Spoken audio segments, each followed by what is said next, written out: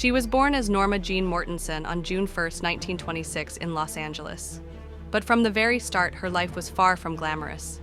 She never knew her father. Her mother battled severe mental illness, slipping in and out of institutions. Little Norma Jeane was passed from foster home to foster home, often mistreated, sometimes abused. She longed for stability, for love, for someone to stay. But life taught her early. People leave. At 16, desperate to escape the system, she married a neighbor, not for love, but for survival. While her husband went off to war, Norma Jeane worked in a munitions factory. That's where a photographer noticed her. The light in her eyes, the curve of her smile. The camera loved her. She dyed her hair blonde, took acting lessons, and became Marilyn Monroe, a name that would one day be known around the world. On screen, she was dazzling, playful, sexy, innocent, and irresistible. She lit up the screen in films like Gentlemen Prefer Blondes, The 7-Year Itch, and Some Like It Hot. Audiences saw her as a dream, but Marilyn was never the dream. Behind the scenes, she was often insecure, anxious, and lonely. She stuttered as a child and froze up in front of cameras. She wanted to be taken seriously as an actress, but directors saw only her beauty.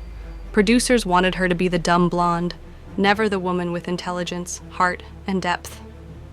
She was laughed at, underestimated, objectified, but she kept pushing. She studied acting at the prestigious Actors Studio in New York. She read Dostoevsky and Freud. She started her own production company, unheard of for a woman in the 1950s.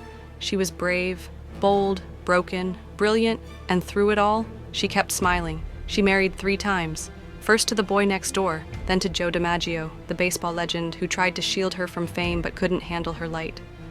And finally to Arthur Miller, the playwright who loved her mind, but couldn't hold her pain.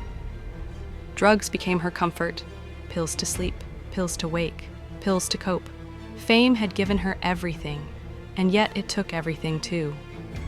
On August 5th, 1962, the world awoke to silence.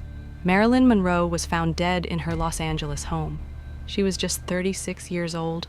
The official cause, an overdose. But the questions never stopped. Was it an accident? Suicide? A cover-up? Whispers of presidents, secrets, scandals, and shadows surrounded her death. But the truth that mattered most was this: the girl who had been abandoned, used, adored, and misunderstood was gone. At her funeral, Joe DiMaggio sent roses to her grave, 3 times a week. For 20 years, he never remarried. Marilyn Monroe became an icon, a face on posters, a name in songs, a symbol of beauty. But her story is more than glamour. It is the story of a girl who was never truly seen, a woman who gave the world her light and was left in the dark. "I'm not interested in money. I just want to be wonderful," she once said. And maybe she was. Maybe in her brokenness, in her courage, in her longing to be loved. Marilyn Monroe was more than a star. She was human, and that's what makes her unforgettable.